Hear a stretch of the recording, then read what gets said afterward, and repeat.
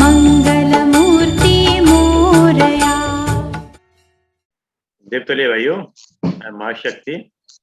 आज स्वाध्याय चिंतन का हमारा क्रमांक है 393 और आज हमारे बीच में आदरणीय NK नैब साहब, जो retired additional commissioner income tax हैं और आजकल कानपुर में रह रहे हैं। आपका जो विषय है वो है संतुलित जीवन कैसे जिए, पार्ट 15। इससे पूर्व भी आप 14 पार्ट ले चुके हैं और सबसे विशेष बात यह है आपकी कि आपने जीवन को जिन चीज़ों में जिया है उसी चीज़ को आपने एक्सप्लेन किया है और वो आपके अंदर प्रदर्शित होता है। अब मैं आदरणीय नैब साहब से निवेदन करता हूं कि अपना उद्घोष जारी करें। आदरणीय नैब साहब। बहुत बहुत धन्यवाद। बहुत धन्यवाद आदरणीय अरविंद कुमार शर्मा जी। उद्बोधन प्रारंभ करने से पहले माँ को याद किया जाए, बहुत शक्ति मिलती है उनसे बहुत शक्ति मिलती। ओम भूर्भुवः स्वाहा तस्वितुर्वरेण्यं भर्गो देवस्य धीमहि धियो यो नः प्रचोदयात्। जय बम्बे, मेरी वाणी में शक्ति देना। माँ से मैं दो चीजें मांगता हूँ कुछ भी बोलने से पहले, वाणी में शक्ति देना ताकि वो दूसरों को प्रभावित कर सके, और दूसरा जो मैं बोलूं वो ज्ञान की बात हो, कुछ गलत ना निकल जाए। आप भी वाणी पे बैठ के मेरे बोलो, मैं माँ से प्रार्थना करता हूँ। और अभी तक तो माँ ही बोली है, मैं तो कुछ भी नहीं बोला। तो जैसे जीवन के बारे में बताते हैं संतुलन करने के लिए, जीवन में हम हैं क्या, लेकिन ना हमारी उत्पत्ति हमारे हाथ में नहीं थी, हम कब समाप्त होंगे ये हमारे हाथ में नहीं है। तो हम ये क्यों मान के चलते कि इसके बीच का जो जीवन है वो हमारे हाथ में होगा। हमारे हाथ में कुछ नहीं है, बस इस जीवन को कैसे जीना है उसके लिए ईश्वर ने हमको ये शरीर दिया है, बुद्धि दी है और ज्ञान प्राप्त करने के मार्ग दिए हैं। उसका उपयोग करके, उसका सदुपयोग करके हम जीवन को कैसा बनाते हैं, किस तरह जीते हैं, ये हमारे हाथ में है। कर्म हम कैसे करते हैं ये हमारे हाथ में है। लेकिन इस दौरान हमारा जीवन कैसा रहेगा, किन किन परेशानियों से जाएंगे, कहाँ रहेंगे, कैसे रहेंगे, कौन हमारे साथ आएंगे, कौन मित्र रहेगा, कौन शत्रु रहेगा, कौन किस तरह से हमको आघात पहुंचाएगा, ये हमारे हाथ में नहीं है। बुद्धि और विवेक से हम उन बाधाओं को किस तरह पार कर सकते हैं, वही संतुलन है। अपने हाथ में, बोले जीवन के बारे में आप जितनी गहराई से सोचते जाएं, आप कभी बैठ के एकाग्र होकर सोचें कि हम कहाँ से आए थे, क्या हमारा अभिप्राय है, कहाँ हमारा अंत है, तो आप खोते चले जाएंगे, खोते चले जाएंगे, खोते चले जाएंगे। ये जो सोचते रहे कि हमने ये किया, हमने वो किया, हमने ऐसा कर दिया, हमने वैसा कर दिया, तो एक समय के बाद आपको समझ में आता है कि आपने तो वाकई में कुछ भी नहीं किया, क्योंकि आप कुछ करने लायक थे ही नहीं। आपसे द्वारा किसने करवाया, किस तरह करवाया, ये तो ईश्वर ही जानता है। आप सिर्फ एक माध्यम बने। अगर किसी की मदद की और आप कहेंगे मैंने की, तो ये आपकी बहुत बड़ी भूल है। मदद उसको मिलनी थी, उसको प्राप्त होनी थी। ईश्वर ने उस मदद के लिए आपको अपना एक टूल बनाया, एक दूत बना के भेजा वहां पे। इसके लिए ईश्वर को शुक्रगुजार करना चाहिए ईश्वर का, कि उसने हमको इस लायक समझा या हम किसी सकारात्मक कार्य के लिए आगे बढ़ सके। देखिए, अब हम लोग कहीं भी जाते हैं, मार्केट में जाते हैं, मॉल में जाते हैं, या किसी और एरिया में जाते हैं, किसी गवर्नमेंट ऑफिस में जाते हैं, तो जैसे हम बड़े मतलब आराम से चल फिर रहे होते हैं, आपस में बातचीत कर रहे होते हैं, लेकिन जैसे कहीं हम ये स्टिकर पढ़ लेते हैं कि आप कैमरे की नजर में हैं, तो सहसा एकदम से हम चौंकते से हैं, हल्का सा ठिठकते हैं, और उसके बाद हमारी बात करने का तरीका, चाल के तरीका, हमारा लहजा, हमारे शरीर का वो जो कहा जाता है जेस्चर्स, ये सारे एकदम से बदल जाते हैं, क्योंकि हमें लगता है कि हम लोग रिकॉर्ड हो रहे हैं कहीं ना कहीं। जहां हमको लगता है कि हमको कोई देख रहा है, वहीं पर हम सतर्क हो जाते हैं। अगर हमको ये ज्ञान हो जाए कि ये यहाँ पर तो एक छोटा सा एक उपकरण लगा हुआ जो हमको देख रहा है, जिसकी मेमोरी 15 दिन या 30 दिन के लिए है, और 30 दिन के बाद जो उसने देखा हुआ वो सब पुनः समाप्त हो जाएगा। और वास्तव में हम पूरे जीवन में क्या क्या कर रहे हैं, सुबह से लेकर शाम तक क्या कर्म कर रहे हैं, अच्छे कर रहे हैं, बुरे कर रहे हैं, उसको कहीं ना कोई तो देख रहा है। वो ईश्वर, उसके सीसीटीवी कैमरे 24 घंटे ऑन है, पल पल ऑन है, और वो किसी दीवार से, किसी छत से रुकते नहीं है। आप 7 कोठरियों के अंदर जाकर भी क्या कर रहे हैं वो भी उसको ज्ञान है। कैसे ज्ञान है? क्योंकि वो कैमरा या वो सीसीटीवी ईश्वर ने जो लगाया वो आपके अंदर ही है, आपके स्वयं के अंदर है। क्योंकि आप जब भी कोई नकारात्मक कार्य करते हैं तो आपके अंदर की ऊर्जा का क्षय होता है, आपके अंदर के ज्ञान का क्षय होता है, और वो चीज कहीं ना कहीं इम्प्रिंट होकर आपके गिल्ट कॉन्शियस में बैठी रहती है कि मैंने गलत किया था, मैंने गलत किया था, मैंने गलत किया था। यही जब आप कोई सकारात्मक कार्य करते हैं, किसी के भले के लिए कार्य करते हैं, तो फिर आप देखिए उस कार्य को करने के पश्चात जो ऊर्जा और जो उसका ओज आपके चेहरे पे, आपकी वाणी में, आपकी बुद्धि पे आता है, वो कितना बल प्रदान करता है आपको। आपकी वाणी को बल प्रदान करेगा, आपके आचार विचार को बल प्रदान करेगा, आपके संस्कारों को बल प्रदान करेगा। इसलिए हम जब भी कोई कार्य करें, ये मान के चले कि उसको लगातार देखा जा रहा है। वो ईश्वर, वो ब्रह्म स्वरूप जो हमारे अपने हृदय के अंदर बैठा हुआ है, वो लगातार उस चीज को देख रहा है, और उस नकारात्मकता या सकारात्मकता के जो भी वाइब्रेशंस है वो 100% हमको इफेक्ट कर रहे हैं। 100%। हमने अगर कोई गलत कार्य किया है तो उसका वाइब्रेशंस हमारे शरीर पे पड़ेगा, और उसकी नकारात्मकता हमारे शरीर पे, हमारी बुद्धि पे, हमारे ज्ञान पे, हमारे आचार विचार पे, हर चीज पे पड़ेगी। इसलिए ये मान के चलिए कि सीसीटीवी कैमरे तो 24 घंटे लगे हैं और हर जगह लगे हुए। सतर्क रहें, अपने पे काबू रखें। सबसे शक्तिशाली व्यक्ति कौन है? सबसे शक्तिशाली व्यक्ति वही है जिसने स्वयं अपनी इच्छाओं पे नियंत्रण कर लिया है, अपनी इंद्रियों पे नियंत्रण कर लिया, अपने ऊपर नियंत्रण कर लिया। जिसने स्वयं पे नियंत्रण कर लिया, उससे बड़ा शक्तिशाली कोई नहीं हो सकता। जिसने अपनी वाणी पे नियंत्रण कर लिया, जिसने अपने क्रोध पे नियंत्रण कर लिया। आप शक्तिशाली बनने का प्रयास कीजिए। अगर आप शक्तिशाली बन गए तो नकारात्मकता का आपको छू नहीं सकेगी, और सीसीटीवी कैमरे के सामने आप खुल के अपने पूरे ओज के साथ ईश्वर के सामने प्रस्तुत कर सकते हैं अपने आप को, अपने चरित्र को, अपने विचारों को, अपने आचार विचार को, अपने संस्कारों को। दूसरी बात, हम लोग बड़े बड़े घर बना लेते हैं, बड़े बड़े बंगले बना लेते हैं, बड़े बड़े फ्लैट्स बना लेते हैं, लेकिन हम लोग वास्तव में रहते कहाँ हैं? क्या हम इन बंगलों में रहते हैं? क्या हम इन बड़े फ्लैट्स में रहते हैं 2000, 3000, 4000 स्क्वायर फीट के, या डुप्लेक्सेस में रहते हैं? सच पूछा जाए तो हम अपने मस्तिष्क में रहते हैं। इस चीज से कोई फर्क नहीं पड़ता है कि हमारा मकान कितना बड़ा, 400 गज का है, 1000 गज का है, 1500 गज का है, या 4000 का बंगला है, या फ्लैट है 3000, 4000 स्क्वायर फीट का, या डुप्लेक्स। इस चीज कोई मतलब नहीं, कोई सेंस नहीं है। क्योंकि अगर हम मन से ही सुखी नहीं है, मन से ही क्लियर नहीं है, मन से ही स्पष्ट नहीं है, तो ये चाहे बड़े से बड़े घर हों या छोटे से छोटे घर हों, हमको संतोष नहीं दे सकते, हम संतुष्ट नहीं रह सकते। हम वास्तव में अपने मस्तिष्क में रहते हैं, अपने दिमाग में रहते हैं, और हम अपने बंगलों को, अपने घरों को चाहे जितना खूबसूरत बना ले, जितना प्यारा बना ले, बरांडों को जितना सजा ले, गमलों से जितना अच्छा कर लें, जितना अच्छा हॉर्टिकल्चर कर लें, लेकिन अगर हमने अपने मस्तिष्क में भरी हुई गंदगी को साफ नहीं किया तो आप समझ लीजिए आप गंदगी के बीच ही रह रहे हैं। आपका ये एग्रीकल्चर, आपका हॉर्टिकल्चर, आपके बाग बगीचे, आपके फ्लावर्स, ये it has got no meaning. आपको, आपके अंदर क्या हो सकता है?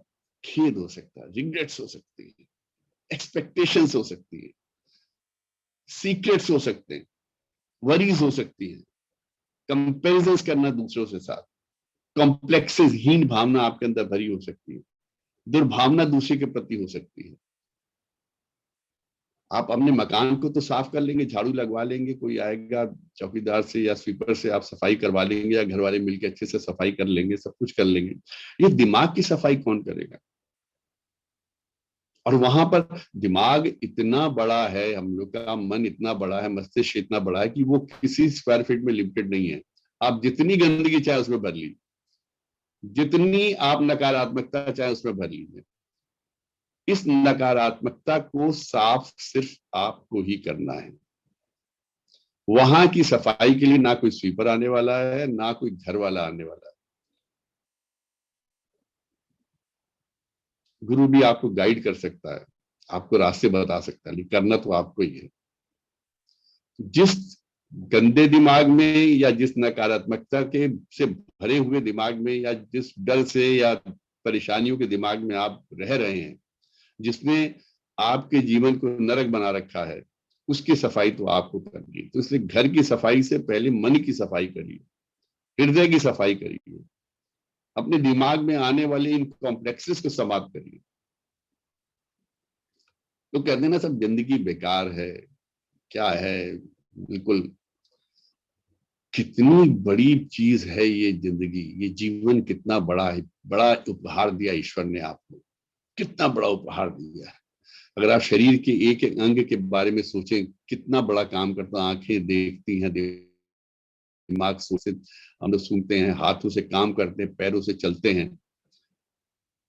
और जीवन के एक एक पल कितना कीमती होता है। कोई जब जा रहा होता है जीवन, फिर आप देखिए कि एक सांस के लिए कितना झगड़ा होता है, कितनी लड़ाई होती है ईश्वर से, डॉक्टर्स कितनी मेहनत करते हैं। और जब हम कह देते हैं जिंदगी बेकार है, तो जब हम इतनी मूल्यवान चीज को ही हम बेकार कह देंगे, तो फिर आप समझ लीजिए हमारे लिए किसी चीज का कोई मूल्य ही नहीं है।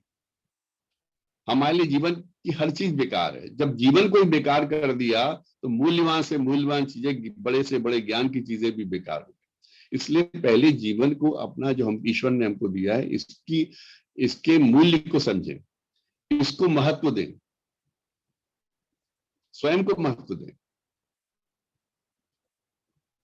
ईश्वर का धन्यवाद करें, मानवीय संवेदनाओं के साथ रहें, एक दूसरे के प्रति प्रेम रखें, एक दूसरे के प्रति घृणा या दुर्भावना ना रखें, दिमाग से सब चीजें निकालें। जैसे ही ये नकारात्मकता निकलेगी, आप देखिएगा आपको खुद ही सुख महसूस होने लगेगा। देखिए, सुख दुख, हानि लाभ, ज्ञान अज्ञान, ये सब हमारे मन में है। अच्छा बुरा, पॉजिटिव नेगेटिव, सब हमारे मन में है। हमको उसको साफ करना है, उसको क्लियर करना है। जब तक हम ये सब चीजें, और जहां हमने अपने मन से नकारात्मकता हटाई, नेगेटिविटी दूर की, दुर्भावना दूर की, आप संसार के सबसे सुखी प्राणी हो जाएंगे। सुख और सौभाग्य आपके साथ साथ चलेगा। आप हर चीज में अच्छाई देखने लगेंगे। आप बुराई देखना बंद कर दीजिए, लोगों में अच्छाइयां ढूंढिए।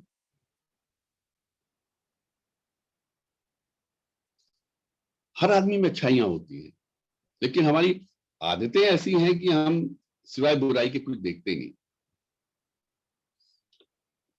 हम अपनापन खोते जा रहे हैं, मानवीय संबंधों को खोते जा रहे हैं, सिर्फ दुर्भावना की वजह से, सिर्फ नकारात्मकता की वजह से।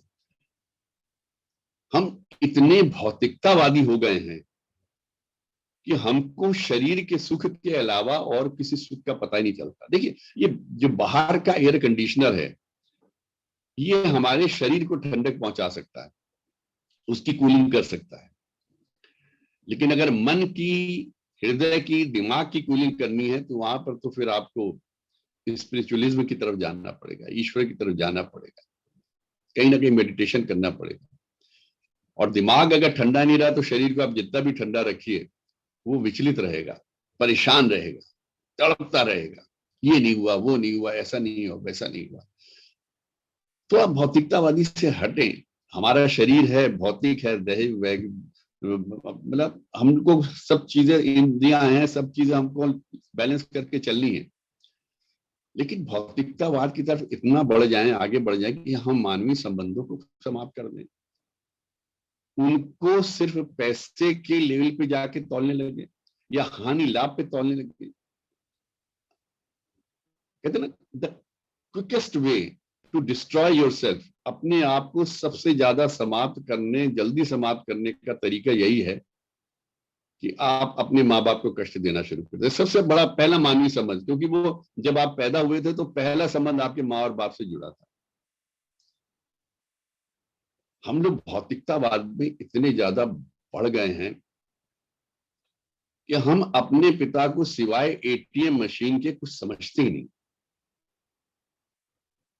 हम उनसे तभी मुखातिब होते हैं कि जब हमको पैसे की जरूरत होती है या किसी चीज की जरूरत होती है। और माँ की तरफ अगर हमने उनको सिर्फ एक घर की काम करने वाली की तरह बना दी कि मुझे खाना बना के कि मैं घर आऊं तो मुझे खाना मिल जाए, मुझे पानी दे दीजिए, मेरे कपड़े धुलवा दीजिए, प्रेस करवा दीजिए, तो आप समझ लीजिए कि आप निरंतर गर्त की तरफ जा रहे हैं। कितने लोग होंगे आज की तारीख में जिसको ये नहीं पता है कि उसके मदर फादर को कौन कौन सी बीमारियां हैं इस एज में आते आते। जब वो बड़े हो गए हैं, मदर फादर ओल्ड होते जा रहे हैं, कौन कौन सी प्रॉब्लम्स हैं, कौन कौन सी वो दवाइयां खाते हैं, क्योंकि ना तो वो कभी उनके लिए कोई दवाई लेके आए, ना उन्होंने अपने हाथों से उनको दवाई खिलाई। जो जो हम बढ़ते जाते, जो जो हमारी एज बढ़ती जाती है, भाई छोटे होते हैं तो आप देखिए कितने आपस में कितना प्रेम रहता है, बहन भाई, ये मेरा भाई है, ये मेरी सिस्टर है, स्कूल में इकट्ठे जाना, एक दूसरे से इंट्रोड्यूस कराना, किसी को जरा सी कुछ चोट सी लग जाए या किसी ने किसी की कोई प्रॉब्लम हो जाए, भाग भाग के जाते हैं। किसी ने किसके साथ कोई बदतमीजी कर दी, भाई ने किसी ने क्लास में किसी ने ऊंचे आवाज में बोल दिया, आप सब लड़ने पहुंच जाते भाई लोग। भाई बहन का ये रिश्ता जो बचपन का रिश्ता होता है, ये बढ़ते बढ़ते बढ़ते जो एज बढ़ती है तो बिखरने क्यों लगता है। कभी इस चीज पे विचार करिए कि हमारी सोच क्यों चेंज होती जाती है। हमें जिस तरफ हम बढ़ रहे हैं, हमको बच्चा बने रहना है। अपने अंदर के बच्चे को मरने मत दीजिए। जब ये मानवीय संवेदनाओं की मैं बात करता हूँ, घर के रिश्तों की बात करता हूँ, बहन भाई के आपस के प्रेम की बात करता हूँ, माँ बाप के प्रति अपने प्रेम की बात करता हूँ, तो जो बचपन के टाइम में छोटे थे आप, उस तरह की जो आपके अंदर संवेदनाएं थी, उन संवेदनाओं को मरने मत दीजिए, उनको हमेशा जिंदा रखिए। तो जब तक वो जिंदा रहेंगी तभी तक आपका परिवार रहेगा। जब आप भाई बहन आपस में मिलें, जब आप माँ बाप से मिले, तो बच्चा बन के मिले कि हम लोग उसी प्रेम के साथ, उसी सौहार्द के साथ। किसी ने कुछ कह दिया तो ठीक है ना, बर्दाश्त करिए। परिवार बने रह सकते हैं, बड़े बड़े परिवार बने रह सकते हैं। मैंने देखे हैं परिवार टूटते भी देखे और एक से एक परिवार को बनते हुए देखा है। जो अभी भी 3-4 भाई और कॉमन किचन चल रहा है, कहीं बाहर से लगता ही नहीं, कोई कह ही नहीं सकता कि इन लोग में आपस में, क्योंकि उसके लिए यही जरूरी है कि हम लोग थोड़ा सब्र करें, थोड़ा धैर्य रखें और कई चीजें नजरअंदाज करें। एक दूसरे के व्यवहार में अच्छाई देखने की कोशिश करें, बुराइयों को नजरअंदाज करते रहिए।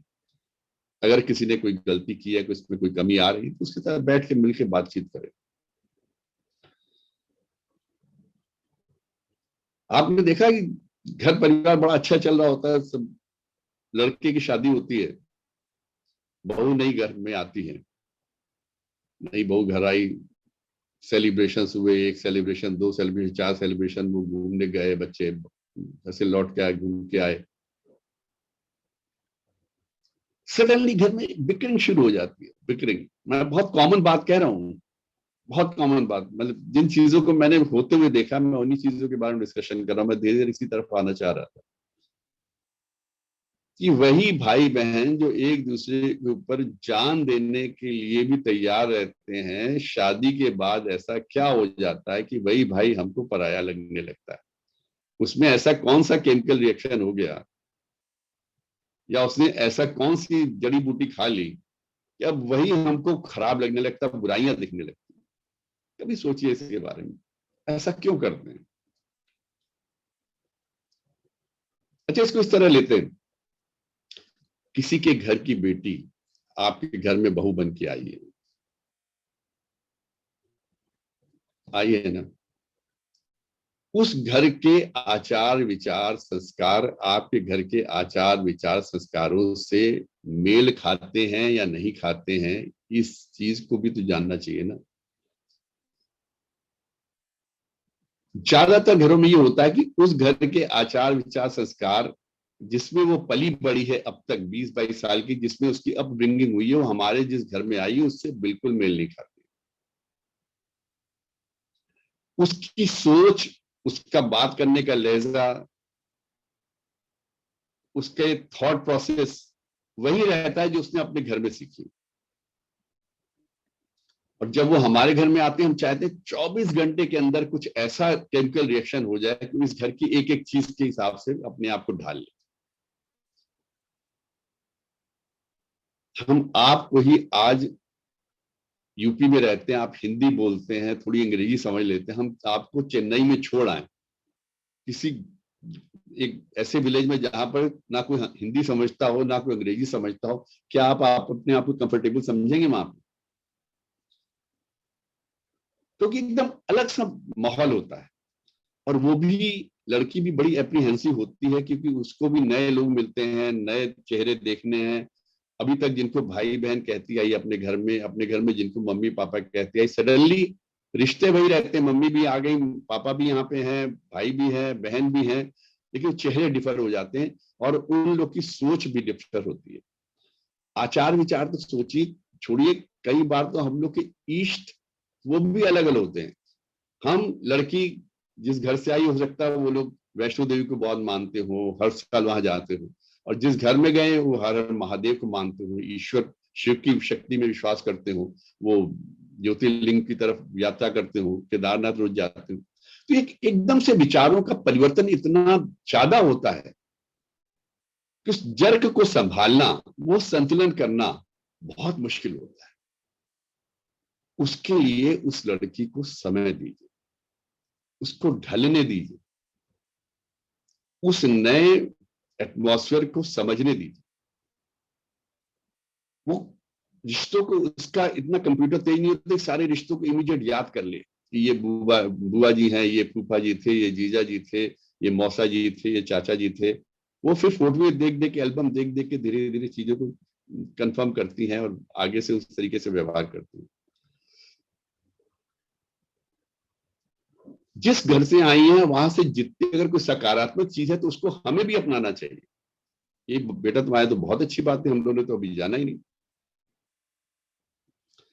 जिस मिट्टी से उखड़ के वो पौधा आया है, उसको नए आंगन में मिट्टी जिस मिट्टी में लगाया है, जिस खाद के साथ हम लोग कर रहे हैं, उसमें पनपने का हमको मौका देना चाहिए। और जब हमारी ये विचार हो जाएगा, देखिएगा हमारी आधी समस्याएं दूर हो जाएंगी। फिर आधी समस्या कहाँ आती है? जब हम उसी उम्र की अपनी बेटी को तो चाहते हैं कि वो किचन में भी ना जाए या उसको पढ़ाई में लगी रहे या बीए लगे जाए, और उसी एज की जब बहू आती है तो सडनली हमारी थॉट ये हो जाती है कि ये तो उसको तो सब कुछ आता ही होगा, इसको किचन का भी सारा काम आता होगा, इसको वॉशिंग का भी सारा काम आता होगा, इसको सफाई का भी सारा काम आता होगा, इसको सारे रिश्ते निभाने आते होंगे, इसका सोच विचार बहुत इंटेलिजेंट होगी, और ये सारे रिश्तों को निभाना हर चीज, ये बच्ची नहीं है। शादी होते ही उम्र को 10-20-30 साल एकदम से नहीं बढ़ जाती, या शादी होते ही कोई 10-20-30 साल का अनुभव एकदम से बच्चों में नहीं आ जाता, क्योंकि हमारी सोच, हमारी एक्सपेक्टेशंस उन बच्चों से यही एक्सपेक्ट करती है। और जब हम ये उनसे एक्सपेक्ट करने लगते हैं तो it is too much taxing. आप खुद सोचिए, आप अभी इनकम टैक्स के या सेल टैक्स के एडवोकेट हैं, सडनली आपको सिविल के या क्रिमिनल प्रोसीजर में बैठा दिया जाए, कोर्ट में पेश कर दिया जाए, क्या हम लोग आर्ग्यूमेंट्स कर पाएंगे? उसके लिए भी तो एक्सपीरियंस चाहिए ना, अनुभव चाहिए। वहां हमको उनको समय देना चाहिए। They have to learn, they have to absorb themselves in the family. ये तो हमारे घर में जब बहू आती है उसकी बात मैंने की। ये मैं बड़ी प्रैक्टिकल बातें कर रहा हूँ क्योंकि ये मैं चीजें देखता रहता हूँ, ऑब्जर्व करता रहता हूँ लोगों में। अब आती है बात वो लड़के के साथ जो हमारा कल तक भाई था, ये था, सडनली हम कहने लगते तुम तो बीबी के गुलाम हो गए। कितनी तकलीफ होती होगी उस लड़के को जो कल तक आपका भाई था, आपका बड़ा भाई था या चाचा था बच्चों, आपके बच्चों का, या मम्मी पापा का दुलारा था। सडनली वो उसको एक नाम दे दिया जाता था, आप तो जोरू के गुलाम हो। क्या कसूर किया उसने? सिर्फ शादी तो की है ना, और वो भी आप लोग ने तय करके दी थी, घर परिवार आपने देखा था। उसकी आप मानसिकता समझिए। सडनली वो एक की जगह उसके साथ दो परिवार हो जाते हैं, इधर के मम्मी पापा भाई बहन और उधर के मम्मी पापा भाई बहन, इधर के भी मामा मौसी जितने भी रिश्तेदार, उधर के भी रिश्तेदार, उसको दोनों के बीच बैलेंस बनाना है। ना केवल दो परिवारों के बीच बैलेंस बनाना है, बल्कि दो संस्कृतियों के बीच, दो ऐसे परिवारों के बीच जिनके संस्कार भिन्न भिन्न हो सकते हैं। देखिए पिछले जमाने में होता था, घर के बड़े लोग जाते थे लड़के लड़की देखने के लिए, वो कोशिश करते थे कि अपने लेवल के परिवार में देखें, ऐसे परिवार में देखें जिनके संस्कार आपके जैसे हों। तो वो वही एक जरूरत मानते थे कि ताकि वो लड़की आए तो उसको कुछ अलग से ना दिखे, या उसको इस घर में बसने में या इस घर में एब्जॉर्ब होने में टाइम ना लगे, वो उसको लगभग वैसी चीजें लगे। अब वो चीजें धीरे धीरे चेंज होती जा रही हैं। अब शादी.com ये तरह की मैट्रिमोनियल्स वगैरह से शादियां होती हैं, तो उसमें किस संस्कारों से लड़की आ रही है, किस घर से आ रही है, किस घर में जो शादी हुई उनके संस्कार कैसे हैं, उनकी सोच कैसी है, उनके गुरु की जो परंपरा वो कैसी है, इष्ट की परंपरा कैसी है, बिल्कुल अलग हो सकती है। उसको समझने में समय दीजिए, उसको भी समय दीजिए। अचानक उसे कह देना तुम उन्हीं के बारे में सोचते हो, उन्हीं के बारे में बात करते हो, वो खुद सब मतलब एक अजीब सा द्वंद में रहता है वो लड़का कि मैं इधर की सुनूं या उधर की सुनूं, या इधर की कौन सी बात इग्नोर करूं, किस तरीके से बैलेंस बनाऊं, किस तरीके से दो परिवार एक साथ रहें। अब आपने देखा पहले हम लोग शादियों के बाद अक्सर मिलना जुलना होता था परिवारों का, दोनों के पेरेंट्स मिलते थे, साल में 6 महीने में दो, अगर लोकल है तो अक्सर मिलते रहते थे। अब अक्सर ये मैंने देखा है, ये होता ये है कि अगर बच्चे कहीं बाहर नौकरी कर रहे हैं बेंगलोर में या अब्रॉड कर रहे हैं, तो 2 महीने महीने भर के लिए लड़के के पेरेंट्स जाएंगे, जब वो लौट आएंगे तब लड़के के पेरेंट्स जाएंगे, या इसके रिलेशन। वो एक दूसरे को फेस नहीं करना चाहता, इतनी ज्यादा आपस में दुर्भावना आ जाती, संवेदनशीलता भूल गए हैं, इग्नोर करना चीजों को भूल गए, सब्र करना भूल गए। आप उस लड़के के बारे में सोचिए जिसकी शादी हुई है और उससे लगता है यार मैंने गलती क्या कर ली, सडनली कौन सा पहाड़ मेरे ऊपर टूट पड़ा है, इस सब लोगों की नजरें मेरे लिए एकदम से डिफरेंट हो गई, वो लोग मुझे अजीब नजरों से देख रहे हैं, and he doesn't get any support. उसको भी एकदम सोचता है अब ये मैच्योर हो गया, वो बल्कि इज टोटली कंफ्यूज्ड। वाइफ कहती है मेरे मम्मी पापा ये है इस तरीके हमारे घर में होता है, वो उसको समझाता है, मतलब ये आपस की चीजें। यहाँ पर हम लोगों को, हम पेरेंट्स को, हम घर वालों को, भाई बहनों को, we should not only give time to them, we should support them. तुनक मिजाजी करने की बजाय, एक दूसरे को ब्लेम करने की बजाय, या टू कॉल इस तरीके की तुम जोरू के गुलाम हो गई, अब तो तुम ससुराल वालों के पास देखते हो, अब सिस्टर कहेगी अब तुम हमको क्या पूछोगे, तुम तो वहां पर सालियों को पूछोगे, सालों को पूछोगे, ये सब चीजें ये कितना हर्ट करती होंगी उस भाई को जो अब तक आपके लिए अपनी जान देने को तैयार रहता था और आज भी तैयार रहता है। आपको कहीं कुछ जरा सी भी आंच भी लगे वो सामने खड़ा हो जाएगा एकदम दीवार बन के, लेकिन उनको कह के तुमने ये हो गया, तुमने वो हो गया। तो वो भी अभी बच्चा है, ही स्टार्टेड लर्निंग, उसको भी दो परिवार और जस्ट चीजें, उसका आप समझिए बोझा डबल हो गया। अचानक से किसी के ऊपर 100 किलो की बोरी की पड़ी हो, अब 100 किलो की और डाल दी हो, कहिए उसी स्पीड से चलो, कैसे चल पाएगा? यहां पर हमें संवेदनशीलता की जरूरत है, परिवारों को एक रखने की जरूरत है। यहाँ पर हेड ऑफ फैमिली का बहुत बहुत कहना चाहिए स्ट्रॉन्ग रोल होता है। He has to play his role, उसको इस गैप को भरना है। He has to support the kids, और उसको देखना कि किस तरीके से जो नई बेटी घर में आई है वो एक बेटी की तरह रहे, उसके धीरे धीरे धीरे उस घर की चीजें सीखे, जो भी अच्छी चीजें अगर वहां से कोई लाई है तो उनको भी इस घर में एब्जॉर्ब किया जाए। देखिए, इसको अदरवाइज बिल्कुल ना लीजिएगा। आज की तारीख में जो लड़के की मदर है वो भी किसी टाइम इस घर की बहू बन के ही आई थी, वो भी अपने साथ अपने संस्कार लेके आई थी। और अगर उनके बेटे की वाइफ या बहू उनकी अपने परिवार से कुछ संस्कार लेके आई है तो अच्छे संस्कार भी हो सकते हैं, उन संस्कारों को अपनाना चाहिए, बुराई क्या है। कोई बहुत अच्छे गुरु के यहाँ वो जाते हैं तो उनको अपनाने में क्या बुराई। हर चीज को अगर हम शुरुआत से नकारते चले, नहीं नहीं हमें ससुराल की कोई चीजों को उसको वही तुम छोड़ के आओ, ये चीजें वहीं से मतलब था वहां से, नो नो नो, ये सब नहीं चलता। अगर परिवारों को बनाना है, आपको सुखी परिवार बनाना है, बच्चों को आप चाहते हैं कि हमेशा आपको इज्जत देते रहे, भाई बहन के बीच प्रेम बना रहे, तो हमको चीजों को स्वीकारना सीखना चाहिए। ये इतनी संवेदनशील चीजें हैं, इतनी माइन्यूट चीजें हैं कि जरा सी बात पे दिल पे बड़ा गहरा घाव हो जाता है, जरा सी बात पे। और कहीं आपके मुंह से शब्द निकल गए गलत ऐसे में, तो वो उम्र भर के लिए कहीं ना कहीं दिमाग में इम्प्रिंट हो जाते हैं, नेगेटिविटी इतनी ज्यादा भर जाती है। तो मेरा इसमें बहुत विनम्र निवेदन है कि हम लोगों को यहाँ पर बच्चों को सपोर्ट करना चाहिए, उनको कर्स करने की बजाय या उनको सैटारिकल चीजें करने की बजाय। सैटायर तो बिल्कुल नहीं होना चाहिए। अब उनकी मानसिकता समझिए, उनकी मना स्थिति समझिए, किस तरह की मना स्थिति में वो जी रहे होते हैं। उसको शुरू के महीने, 2 महीने, 4 महीने, 6 महीने बहुत अजीब से होते हैं। और आज मैं जब बात कर रहा हूं तो आप लोग अपना भी समय देख सकते हैं कि उस टाइम कैसा आप लोगों ने महसूस किया होगा, किस तरह की चीजें हुई होंगी। We don't need to be arrogant, हमें हमेशा हठ ही नहीं होना है, हमें हमेशा अपनी जिद पे नहीं अड़े रहना।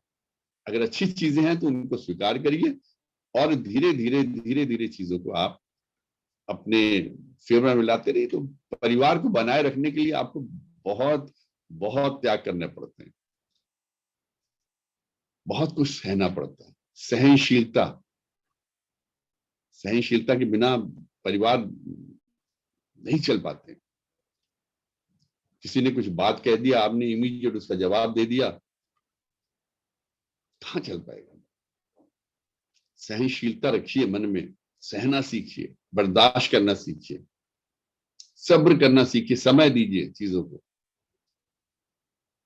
और कितनी चीजें हैं जिनको हम अगर आज की तारीख में इग्नोर कर दे तो रिपीट नहीं होंगी, वो समाप्त हो जाएंगी, समय के साथ चली जाएंगी, समाप्त हो जाएंगी। लेकिन अगर हम उन्हीं को पिन पॉइंट करते रहे, छोटी छोटी बातों को, तुमने ये पैंट कैसे पहन ली, तुमने ये शर्ट कैसे पहन ली, तुमने ये कपड़ा कैसे कर लिया, इस कलर का क्यों कर लिया, ये डिजाइन क्यों कर लिया, वो क्यों कर लिया, तो फिर आप टोका टोकी करते रहिए जिंदगी भर। वो टोका टोकी आपके साथ ही चलती रहेगी और थ्रू आउट बिकरिंग टाइप बनती रहेगी और परिवार ऐसे ही टूटते रहेंगे। ये मेरे मन में था कई दिनों से इस चीज को कहने का कि अक्सर हमने देखा कि वो शादी के बाद बहुत ज्यादा टेंशन हो जाते हैं, परिवार में हो जाते हैं। तो उनको उस टेंशन को समझिए क्यों होते हैं और उनको हम लोग किस तरीके से दूर कर सकते हैं। सीखना चाहिए, सहनशील बनिए, परिवार का मुखिया चीजों को लीड करे, सपोर्ट दे बच्चों को, तो फिर कहीं कुछ गलत नहीं हो सकता। ईश्वर तो देख ही रहा है, ईश्वर का कैमरा तो ऑन है ही। अब प्रकृति अपना काम करती है, नेचर अपना काम करती है, नेचर के अपने नियम हैं, उन नियमों से सब बंधे हुए हैं। ये तो पूरा संसार ही ईश्वर प्रदत्त है, उसी के द्वारा बनाया हुआ है, उसके नियम बनाए हुए हैं। प्रकृति का पहला नियम है कि अगर आप खेत में बीज नहीं बोएंगे, अब मैं उस विषय से हट के अब दूसरे विषय पे आ रहा हूँ, इसमें मैंने जो कहना था कह लिया, इस पे कभी फिर कोई डिस्कशन की बात होगी तो फिर कर लूंगा। खेत में अगर आप बीज नहीं बोएंगे तो उसमें खरपतवार निकलना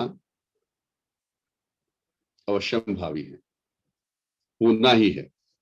ये पहला नियम है प्रकृति का। बीज का अर्थ सकारात्मक चीजों को। आप अपनी सोच सकारात्मक रखिए, दिमाग को खाली मत रहने दीजिए, मन को खाली मत रहने दीजिए। कुछ ना कुछ अच्छे विचार लीजिए, अच्छी पुस्तकें पढ़िए, ज्ञान की बातें इससे करें, सकारात्मक चीजों को लें। ऐसी चीजों का बीजारोपण करेंगे तो नकारात्मकता का खरपतवार आपके दिमाग में कभी नहीं आने वाला। लेकिन अगर आपने दिमाग को खाली छोड़ दिया तो ये आपकी जितनी इंद्रियां हैं ना, ये सब आपके पीछे पड़ जाएंगी। आप भागते घूमेंगे, नहीं बच पाएंगे। इसलिए अच्छे बीजा का रोपण करें, अच्छी अच्छी बातें, अच्छे अनुभव। जैसे हम लोग ये जूम मीटिंग में बैठते हैं रोज का 1 घंटा, ये बहुत अच्छा अनुभव है सबके लिए। अरविंद शर्मा जी के लिए हम लोग को कृतज्ञ होना चाहिए। कितनी ज्ञान की बातें और कितनी सकारात्मकता आ जाती है। और अगर किसी को बोलना है तो बोलने के लिए वो कितनी तैयारी करता है, और तैयारी करने के लिए उसको कितना पढ़ना पड़ता है। और किसी सब्जेक्ट में बोलने के लिए जितना उसको पढ़ना पड़ता है या जितना बोलना है, उससे 10 टाइम्स वो पढ़ता है। वो ज्ञान उसके मन में कहीं ना कहीं इम्प्रिंट होता ही है ना, उसके कंप्यूटर में फीड तो होता ही है। कितना बड़ा कार्य कर रहे हैं शर्मा जी, इसके लिए तो भी हमको साधुवाद है। और ऐसे ही बढ़ते रहना चाहिए। दिन भर हम लोग को कुछ ना कोशिश करें कि कोई नकारात्मक, अगर आपके ऐसे कुछ 2 4 6 मित्र हैं जो आपको हमेशा, आपको लगता है वो दूसरों की बुराई करते रहते हैं, या हमेशा उनको चीजों में अंधेरा ही दिखता है, या वो हमेशा परेशान हाल रहते हैं, कोशिश करिए आप उनको अच्छे विचारों से प्रभावित करें। लेकिन कहीं आपको महसूस हो रहा है कि उनका प्रभाव, आप उनको प्रभावित नहीं कर पा रहे बल्कि उनका प्रभाव आप पे पड़ता जा रहा, तो वहां से आप धीरे से निकल लीजिए। ऐसी संगति से, ऐसी कुसंगति से अकेले रहना कहीं ज्यादा बेहतर। तो प्रकृति का पहला नियम ये अपने साथ लेके चलिए कि अगर आपने बीजारोपण सही नहीं किया, बीजारोपण, तो खरपतवार निकलेंगे और फिर आप कंट्रोल करना मुश्किल हो जाएगा। दूसरा नियम है, जो जिसके पास है वही वो आपको देगा। सुखी आदमी आपको सुख प्रदान करेगा, दुखी आदमी आपको दुख प्रदान करेगा। जो भ्रमित है वो आपको भ्रम में डाल देगा, जो भयभीत है वो आप में भय उत्पन्न कर देगा, जो नकारात्मक है वो आप में नकारात्मकता देगा, जो सकारात्मक है वो आपको सकारात्मकता देगा। तो यहां आपको अपनी चॉइस करनी है कि खुद कैसा बनना है, आपको दूसरों को क्या देना है। सुख देना है, आप अपने अंदर उन्हीं चीजों को पैदा करिए, उन्हीं चीजों को उत्पन्न करिए जो आप दूसरे को देना चाहते हैं।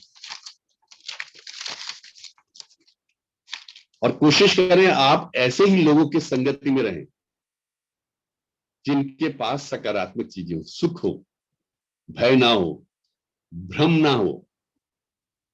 क्योंकि एक बार भ्रमित हो गए तो फिर आप टोटल कंफ्यूजन में, आप ये ईश्वर होता है कि नहीं होता, फिर इसी में खो जाएंगे। गलत तो ईश्वर ही कराता है, हम थोड़ी करते हैं। वो अच्छाई भी वो करता है, बुराई भी वो करता है, बस इसी में उलझे रह जाएंगे, टोटल भ्रम में चले गए। ज्ञान की बात भी हुई लेकिन भ्रमित हो गए आप। भ्रम में नहीं रहना, ये प्रकृति का दूसरा नियम। प्रकृति का तीसरा नियम ये है कि आपके पास जो भी आता है, जो भी आपको प्राप्त होता है, उसको डाइजेस्ट करना सीखिए। डाइजेस्ट करने का मतलब ये है कि अपने अंदर रखना सीखिए। उगलिए नहीं चीजों को, इधर से उधर मत करिए, पचाना सीखिए। देखिए, अन्न को अगर आपने खाना खाया और अन्न को नहीं पचाया तो वो आपको रोग देगा। ये तो बड़ी नॉर्मल सी चीज है, सब जानते हैं। लेकिन अगर आपके पास पैसा आ जाता है, धन आता है, अगर उसको आपने नहीं पचाया तो फिर आप दिखावा बढ़ता चला जाएगा। लोग कहेंगे नया नया पैसा आया। दिखावा करते करते उसका फिर कोई अंत नहीं है। हम ये ले लें, हम वो ले लें, हम ऐसा कर लें, हम वैसा कर लें, इतना बड़ा घर बना लें, तो वो दिखावा आ जाएगा। इसलिए धन आता है तो उसको भी पहचानना सीखिए। ऐसे कहीं किसी की बात सुनते हैं आप, कोई आपसे बात करता है, कोई आप पे विश्वास करके आपको कोई बात बताता है, उस बात को भी पचाइए। नहीं पचाएंगे तो आप चुगलीबाज कहलाएंगे, चुगली करना सीख जाएंगे, इधर की बात उधर, उधर की बात उधर। और ऐसे ही आप जब किसी ने आपको सीक्रेट बताया, अगर आपने किसी और को बता दिया, तो जब आप इस चीज को नहीं रख पाए तो आप ऐसे विश्वास करेंगे कि अगला रखेगा वो सीक्रेट को, वो तो फिर that will be viral. Digest करना सीखिए। अगर प्रशंसा कोई आपकी कर रहा है, उसको डाइजेस्ट करें। डाइजेस्ट करें मतलब प्रशंसा जब कोई कर रहा है तो उससे आप में ये चीज बिल्कुल नहीं आनी चाहिए कि मैं इस प्रशंसा के योग्य था इसीलिए की गई है, क्योंकि अगर आप उस प्रशंसा को नहीं पचा पाए तो फिर आप में अहंकार आ जाएगा। और एक बार अहंकार आ गया तो समझ लीजिए अब तक आपने जितना कमाया है, जो ज्ञान अर्जित किया है, जो अच्छे कर्म किए हैं, वो सब एक साथ 0%, जैसे होता है ना मार्केट, शेयर मार्केट धड़ाम से आगे थी कोरोना में 40% नीचे, तो आपके सारे अच्छे कर्म उनका लगातार क्षय होता चला जाएगा।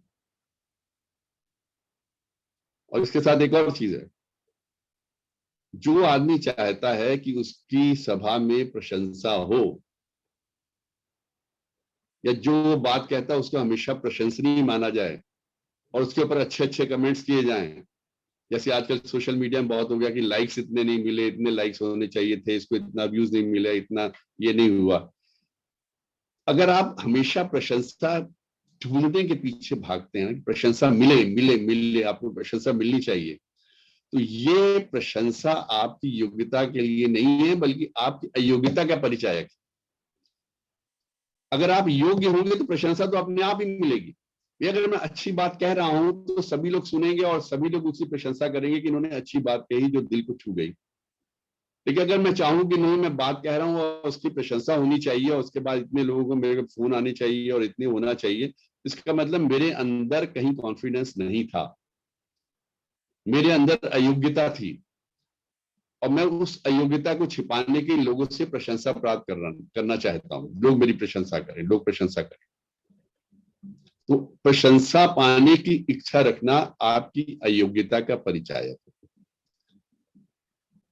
इससे दूर रहिए, कोशिश करिए अच्छे से अच्छा कार्य करें, जो अब तक कार्य किए हैं उससे बेहतर करें, उससे और बेहतर करें, उससे और बेहतर करें, अपने आप को इम्प्रूव करें, अपने आचार विचार को इम्प्रूव करें, अपनी वाणी को इम्प्रूव करें, अपने शब्दों को इम्प्रूव करें, तो धीरे धीरे धीरे आपको प्रशंसा स्वयं ही मिलने लगेगी और उस प्रशंसा के आप हकदार होंगे और उसको पचाना सीखें, ताकि वो कहीं आपका अहम ना बन जाए, अहंकार ना आ जाए। क्योंकि अहंकार से तो रावण भी नहीं बचा, कोई नहीं बच पाया। बड़े बड़े अहंकारी जो से कहां चले गए। कहानियां बहुत है लेकिन मैं समय कम है, कहानी कोई नहीं सुनाऊंगा। ऐसे ही अगर कोई किसी की निंदा करता है आपके साथ, ये बड़ा बेसिक चीजें मैं बता रहा हूं आपको, कोई आपके साथ किसी की निंदा करता है तो हम लोग की आदत होती है उस निंदा को भी आगे बढ़ा देते हैं, यार वो ऐसा कह रहा था, और फिर हम भी उसमें इन्वॉल्व हो जाते हैं। जैसे XYZ की कोई बात कर रहे हैं, यार वो तो ऐसा है, तो हम भी चुन, हाँ यार वो तो मेरे साथ भी ऐसा किया था और उसने उसके साथ भी ऐसा किया था। फिर किसी थर्ड पर्सन से मिले, उसको बोले यार हमने तुमसे बताया था ना वो आदमी ठीक नहीं है, वो भी ऐसा कह रहा था।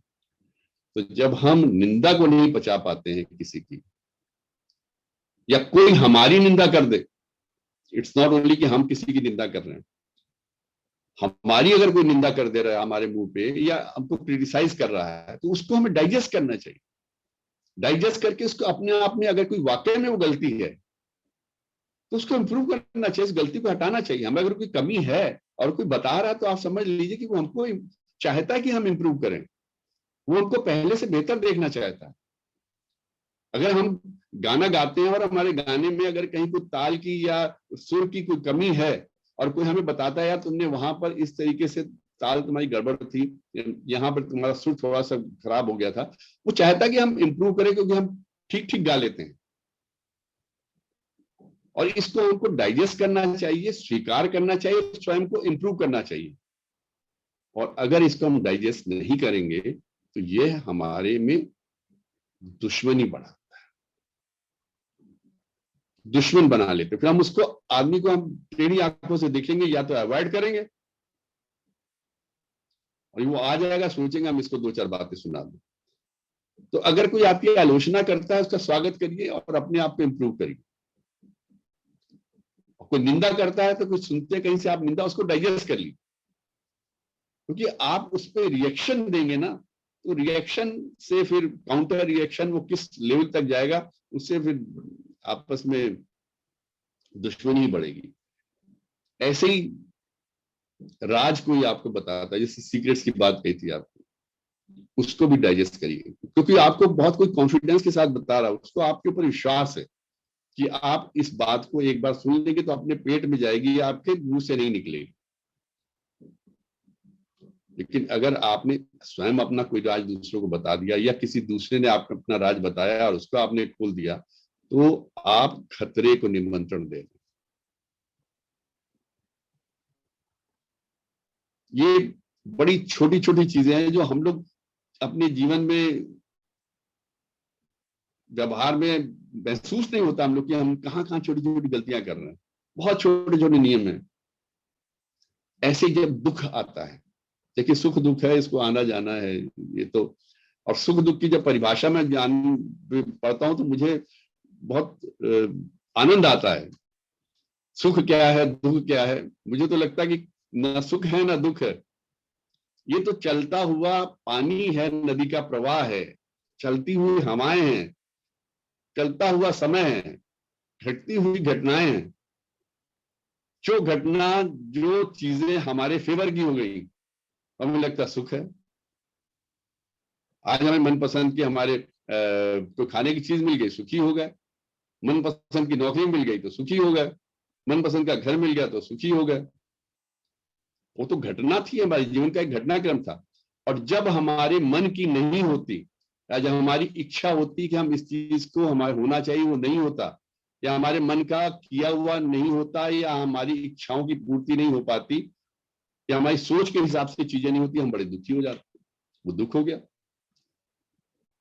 लेकिन हो सकता है जो हमारा दुख हो वही दूसरे के सुख का कारण हो, और जो हमारा सुख हो वो दूसरे के दुख का कारण हो। तो ये सुख दुख कुछ भी नहीं है, ये समय का प्रवाह है, घटनाओं के निरंतर घटित होना है। जैसे किसी परिवार में मृत्यु हो जाती, कितना बड़ा दुख है, लेकिन ये तो घटना है ना एक, उसको तो जाना ही था, इसमें दुख कैसा? जिसने इस बात को समझ लिया तो वो, आप समझ लीजिए ना, वो सुखी, उसको सुख में कहीं बहुत ज्यादा उसका अहंकार या कुछ वैसी प्रसन्नता होगी, ना दुख में वो बहुत ज्यादा निराशा में जाएगा। लेकिन फिर भी अगर आप किसी ऐसी घटना से जो आपको दुखी कर रही है, दुखी हो रहे हैं, तो उस दुख को भी पचाना सीखिए। अगर नहीं डाइजेस्ट किया, अपने आप को नहीं संभाला, तो आप निराशा की तरफ बढ़ जाएंगे, डिप्रेशन की तरफ चले जाएंगे।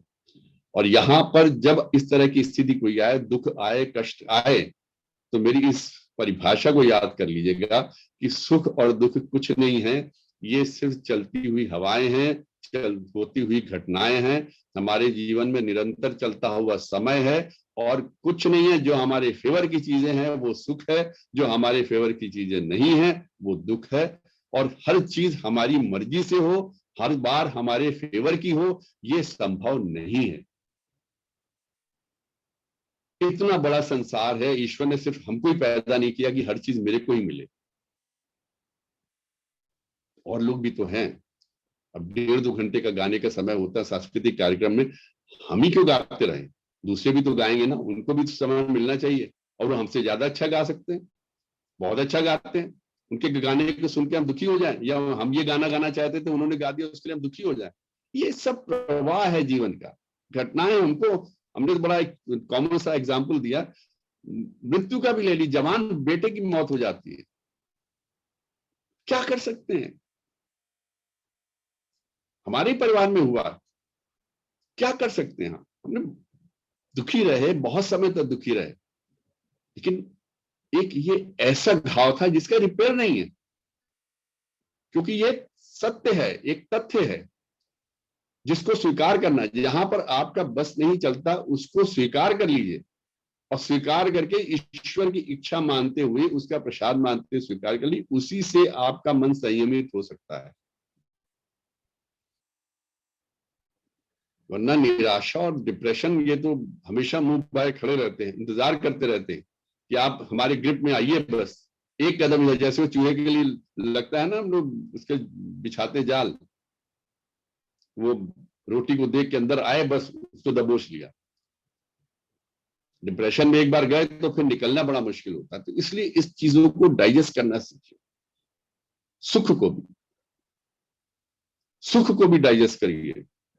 सुख में बहुत ज्यादा अहंकारी मत हो जाइए। बहुत ज्यादा पैसा भगवान ने दे दिया, हम इसका, उसमें हमको ये भी सुख चाहिए, वो भी सुख चाहिए, भौतिकतावाद की तरह इतना बढ़ गए, उसमें पाप होने का खतरा होता है। जब हम सुख को डाइजेस्ट नहीं कर पाते, सुख को परिवार के साथ बांटिए, अपने इष्ट मित्रों के साथ बांटिए, अपने समाज के साथ बांटिए। भगवान ने आपको धन दिया है, सम्मान दिया, उसको सबके बीच बांटिए। कोशिश करिए हर आदमी आपके साथ और आगे बढ़े, सबकी जरूरतें पूरी कीजिए, और जब सबके साथ बांटेंगे तो ये चीज बचेगी, पाप आपके बहुत दूर रहेगा। समय हो गया है, 6:51।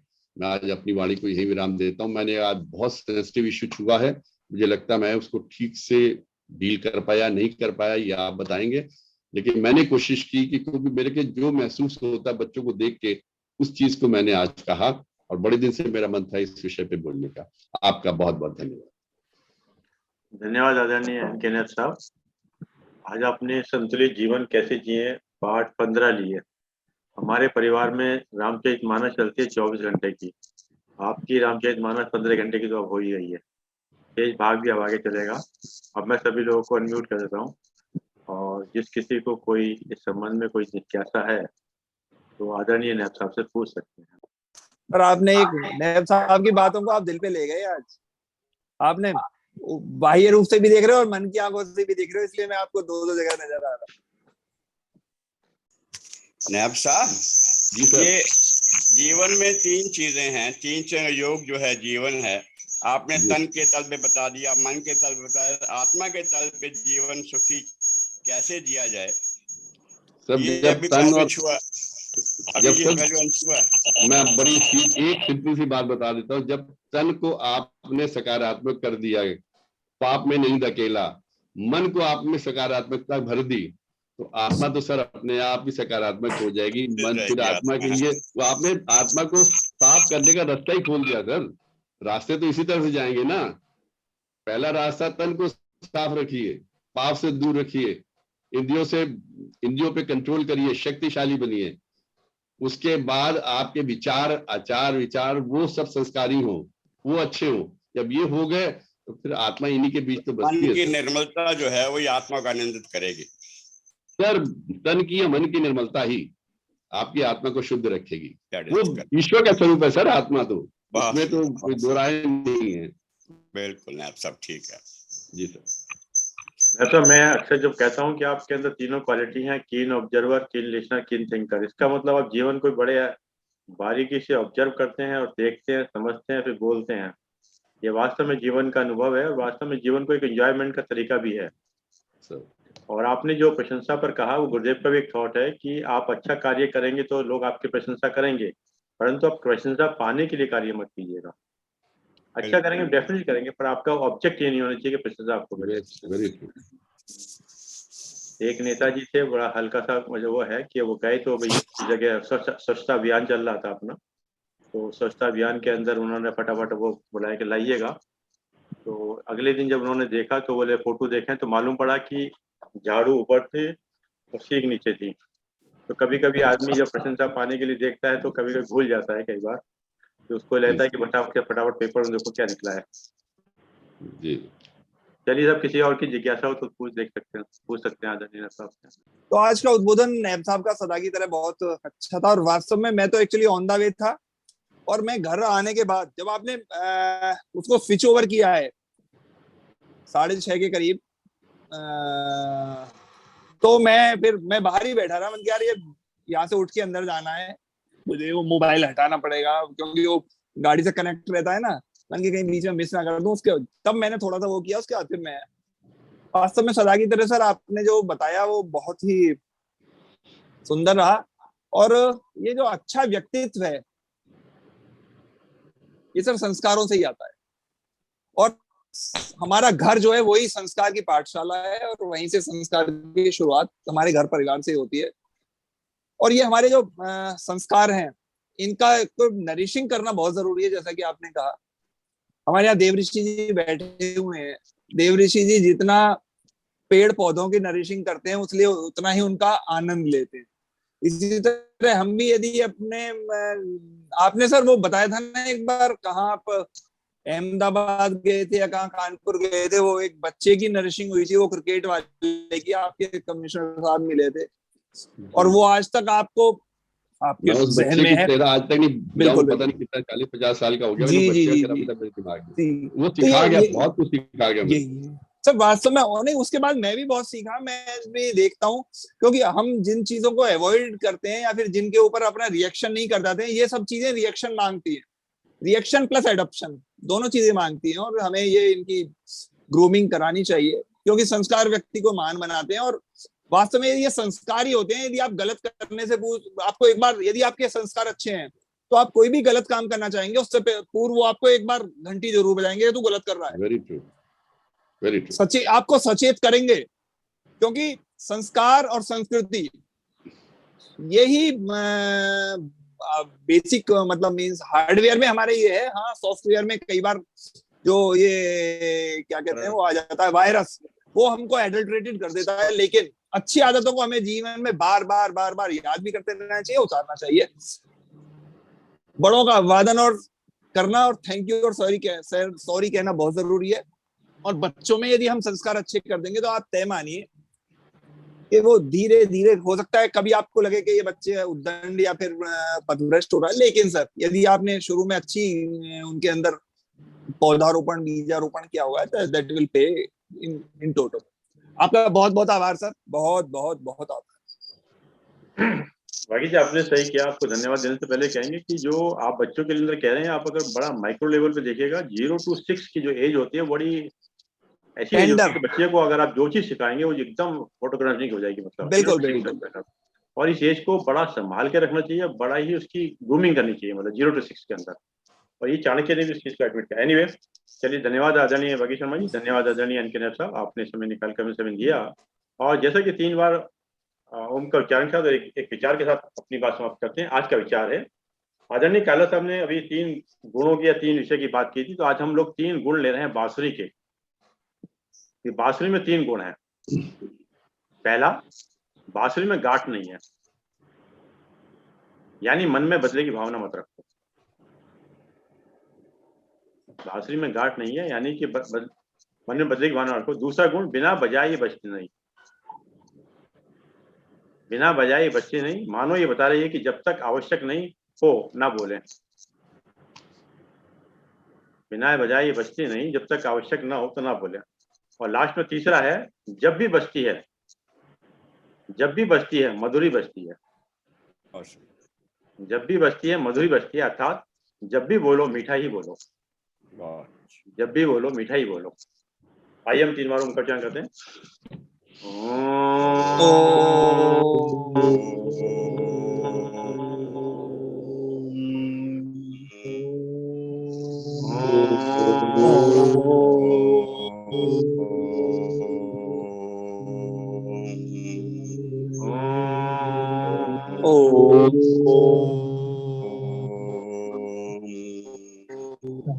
शांति शांति शांति शांति शांति।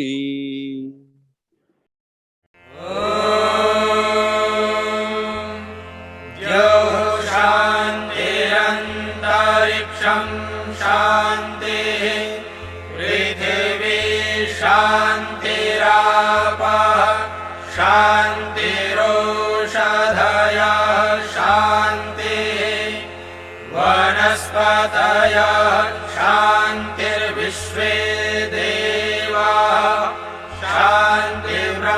शान्तिः सर्वं शान्तिः शान्तिः